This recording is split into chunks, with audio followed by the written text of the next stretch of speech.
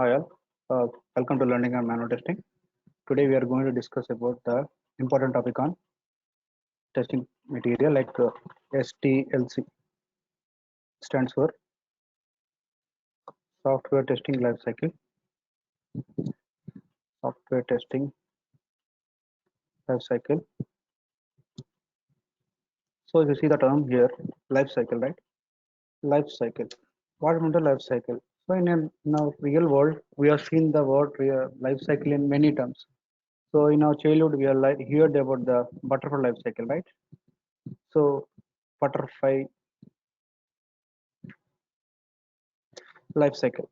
So if you go for the butterfly life cycle, first of all we have egg, later we have caterpillar, next larva, and last will be the butterfly. Okay. So this is the butterfly life cycle. Okay. Again, butterfly will go for eggs. Again, we'll go for caterpillar and larva.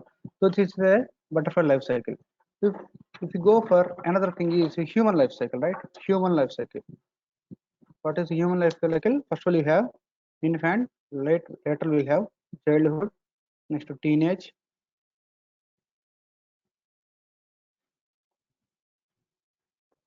next we have adult, later we have old, and last one will be the die. Again we have infant, childhood, like that. Everywhere we have life cycle. So like that, software testing also we have a life cycle. So which means nothing but here software testing life cycle, which is nothing but dealing with the software testing related parts.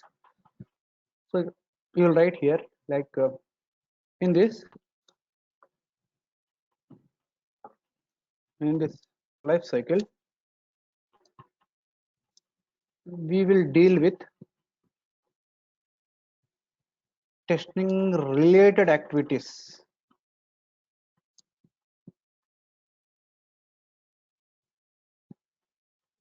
Just a minute, let me minimize this. The first point regarding STLC life cycle is in this life cycle we deal with only testing related activities, which means it contains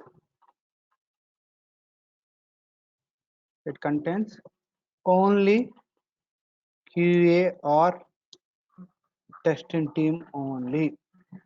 Okay, so this is nothing but STLC. STLC is nothing but it's a software testing life cycle which deals with the entire process done by the testing team. So it will have different phases. If you see the phases in STLC, the first phase will be the test requirements. The second one will be the test planning. The third one will be test designing. The fourth one will be test execution. What we have seen in the process, right? Manual testing process. Same will be repeated here.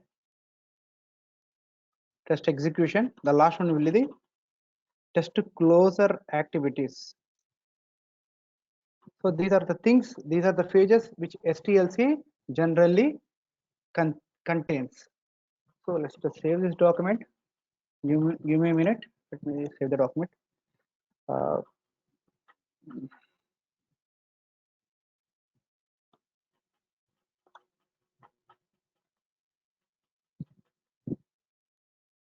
STLC text document.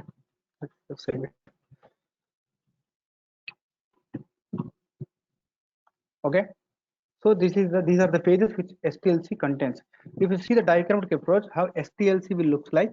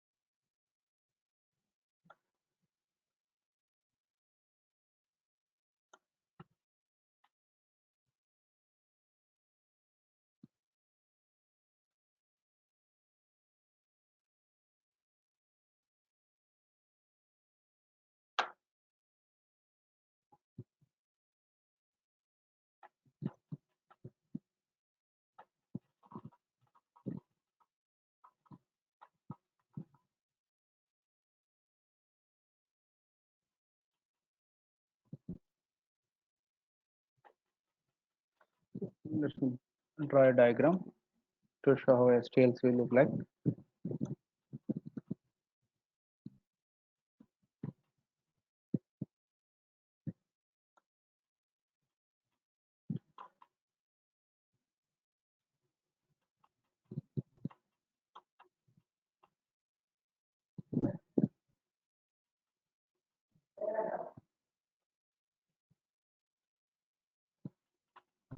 Just draw a diagram here like this.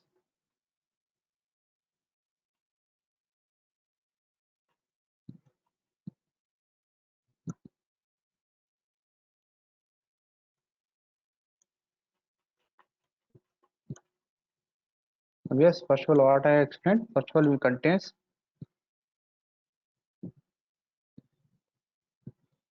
test requirements, and here it contains test planning, here it contains test designing, here it contains test execution. The last phase will be the to test closer activities. So these are the phases generally STLC will contains. Let me give it is an STLC. I will write it is my STLC. So STLC will contains let's see the diagram for future purpose.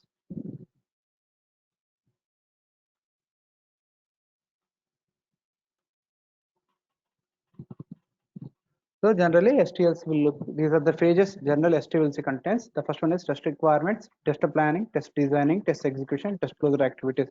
Once the test closure activities completes, again the new test requirements will again created, and the same process will keep on continuous for STLC life cycle. So as per the phases, the first phase is test requirements. So now tell me what are the requirements. We know the definition of test requirements. Test requirements are nothing but these are the documents which deals about the customer needs, which contains customer user information, which contains user ideas, which contain user expectations. So these are the detailed information documents which contains user expectations.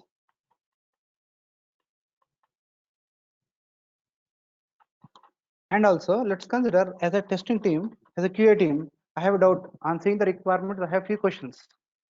So every requirements cannot be clearly written. So sometimes it can have few gaps. So whenever I see the requirements, I have few questions by QA team or development team, anyone.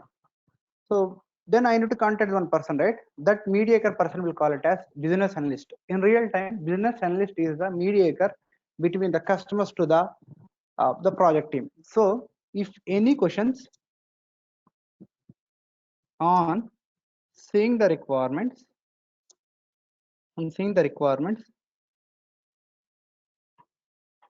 by QA team will be answered by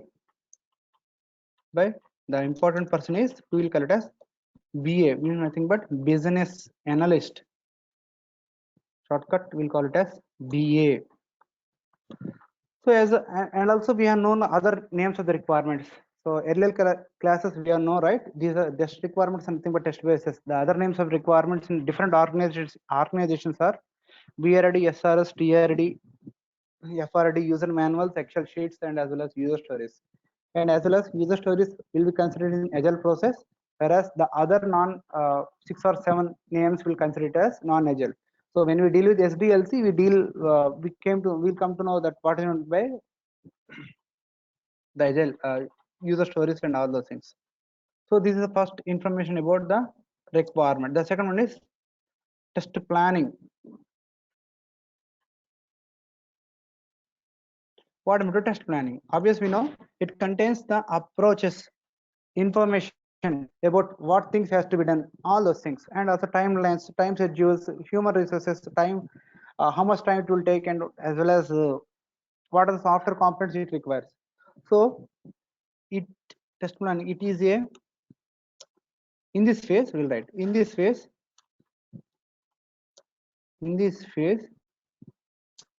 QA team will deal with the testing approaches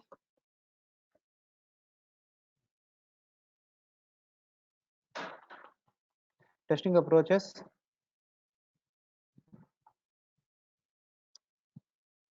methodologies, what method we need to do, all the things, and what need to be tested, time schedules,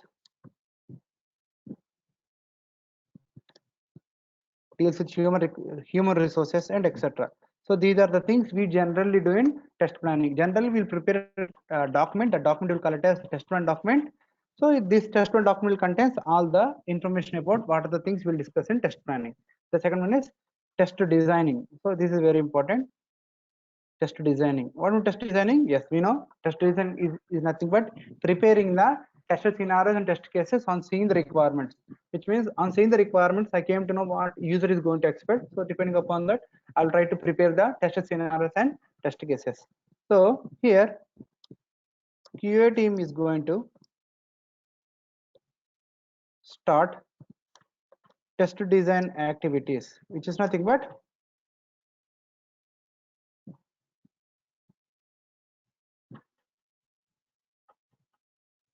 preparation of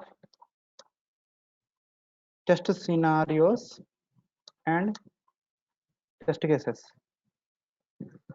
So once the test case will be done, so it has to be reviewed by the people, higher other people. So once test designing has been completed, it will be reviewed. They will see higher people, higher authority people. It will be reviewed by higher people like QA lead, QA manager, to know how the test case, every scenario is covered, every test case has become covered, something like this. Reviewed by higher people like QA lead or QA manager to verify. Nothing but review means they will verify whether everything has been covered by the QA team or not. So this is nothing but test design. The fourth one is test execution. So in this part, the actual code, whenever the developer gives the application to us, the actual application will be compared or tested or verified or checked by the QA team.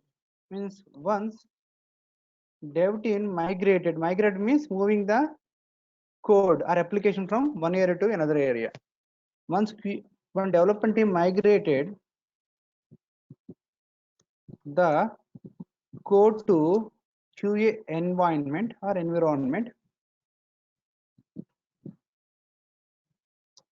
QA team has to check the application. How they will check the application? What they know? Only initially QA team only know the expected results which are derived from the requirements. So I have the requirements which contains expected result, expectation from the customer, and I will see in the application whether the developer has given the correct code or application or software or not. Which means here QA team is going to check the application by comparing. What he is going to compare? He has two results with him. By comparing the expected results, expected results which are derived from requirements and placed in test case and test scenarios, expected results to actual what they have seen from the developer's point of view, actual results, which means these expert results are coming from test cases, nothing but requirements. This is from the application.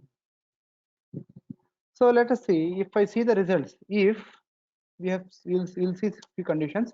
If my expected result is not equal to actual result, which means the application is not behaving what I am expecting here. So which means there is a deviation from my expected result to the actual result. Directly saying that or indirectly saying that there is a problem, there is a defect in the application. So QA team, what you need to do, what they need to do, if expected result is not equal to actual result, QA team has to raise a defect and inform the developers, because this application is given by developers only, right? So they need to inform developers saying that there is a problem because my expectations is this and actually is like this. So QA team has to inform this defect means issue or problem, defect to dev team. Why they need to give the information to dev team? Because to rectify the problem, to rectify the defect, because developer only given the application, right? So this is nothing but the first condition. The second condition is, if my expected result is equal to actual result, which means I'm happy. What I'm expecting, I could able to see the in the application only. So nothing we can do. And QA team, okay, let's take an example. If expected result from the test case is not equal to the actual result, obvious the corresponding test case will be failed on, right? Then corresponding written test case will be failed and QA team will inform this information to developer. Here then the corresponding test case will be failed, right? Because it is failed as per my expectations. If the expected result is equal to the actual result, then test case will be, then the corresponding test case will be passed.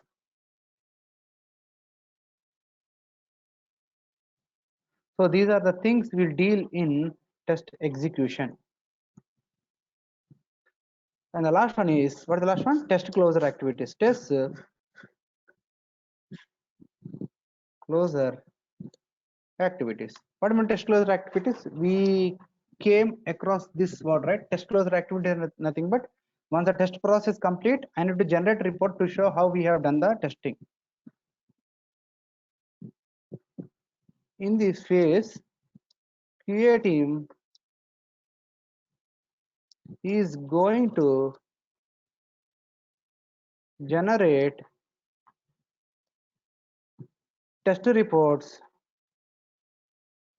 to show how they have done the testing. So these reports will be reviewed or seen by the obvious customers only.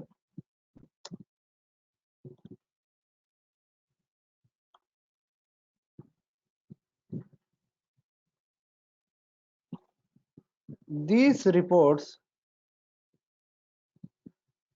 will be used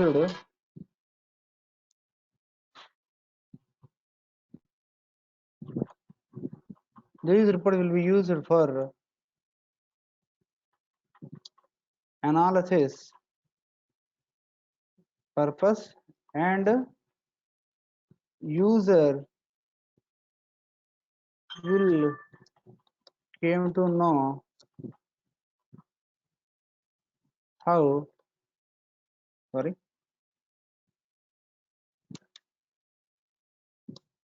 how testing has been done. So it's not but customer will see and they came to know, yes, test team has done these type of updates. Yes, they feel very happy. So this is nothing but the STLC. So once again I will show how STLC will looks like. STLC is nothing but here we are going to deal about the testing, what testing team will do perform in the life cycle. Only testing related activities will be discussed in STLC. STLC will have different phases. The first one is test requirement, the second one is test planning, the third one is test designing, the fourth one is test execution, the fifth one is test closure activities. So diagrammatic approach of STLC will look like this. First of all, we have test requirement, test planning, test designing, test execution. Last will be the test closure activities. Once these test closure activities has been completed, again the test requirement will start. So this is nothing but STLC. Okay. So that's it for the day. Thank you.